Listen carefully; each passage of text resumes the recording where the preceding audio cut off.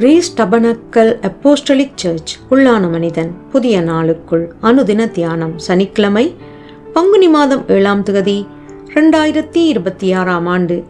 இன்றைய தியான தலைப்பு மனத்தாழ்மையோடு சேவியுங்கள். இன்றைய தியான வசனம் 1 யோவான் 1ஆம் அதிகாரம் 3ஆம் வசனம்.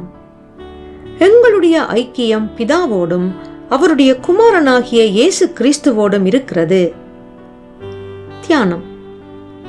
பிலிப்பு சபையோர் மத்தியிலே பல நற்பண்புகள் இருந்தது.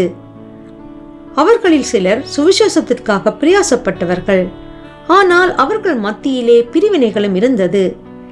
இந்த நிருபத்தின் ஆரம்பத்திலே தன்னுடைய நிலைமையை குறித்து தேவ ஊழியராகிய பவுல் எழுதும் போது சிலர் பொறாமையினாலும் விரோதத்தினாலும் சிலர் நன்மனதினாலும் கிறிஸ்துவை பிரசங்கிக்கின்றார்கள் என்று குறிப்பிட்டிருந்தார்.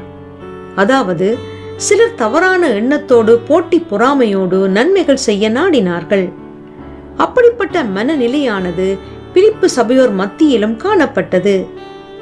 வாதினாலாவது வீண் பெருமையினாலாவது நன்மைகளை செய்யாமல் மனத்தாழ்மையோடு நற்கிரியைகளை நடப்பிக்கும்படி புத்தி சொல்லி இருக்கின்றார். ஏனெனில் வன்மம், கசப்பு போன்ற மாம்ச சிந்தைகள் பிரிவினைகளை உண்டாக்கும். பிரிவினையானது கலகங்களையும் சண்டைகளையும் பிறப்பிக்கும்.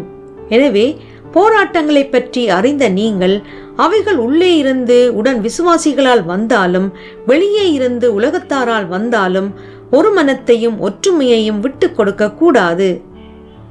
சரீரத்திலே அநேக அவயவங்கள் உண்டு. அவை ஒவ்வொன்றிற்கும் வெவ்வேறான செயல்பாடுகள் இருக்கின்ற போதிலும் அவை ஒருமித்து செயற்படாத விடத்து அதை ஆரோக்கியமான சரீரம் என்று கூற முடியாது. குறைகளை காணும் போது கிறிஸ்துவின் ஆறுதலையும் தேறுதலையும் உருக்கமான இரக்கத்தையும் அனுபவித்த நீங்கள் அதை உங்கள் சக விசுவாசிகளுக்கு காண்பியுங்கள். பாரங்களோடு இன்னும் பாரங்களை ஏற்றாமல் ஒருவர் பாரத்தை ஒருவர் சுமந்து கிறிஸ்துவின் பிரமாணத்தை நிறைவேற்ற வேண்டும். நான் ஆளும் கட்சி அவன் எதிர்கட்சி என்ற பிரகாரமாக கிறிஸ்துவின் சபையானது இருக்கக்கூடாது. பக்க சார்பில்லாமல் யாவரும் கிறிஸ்துவை சார்ந்தவர்களாக இருக்க வேண்டும்.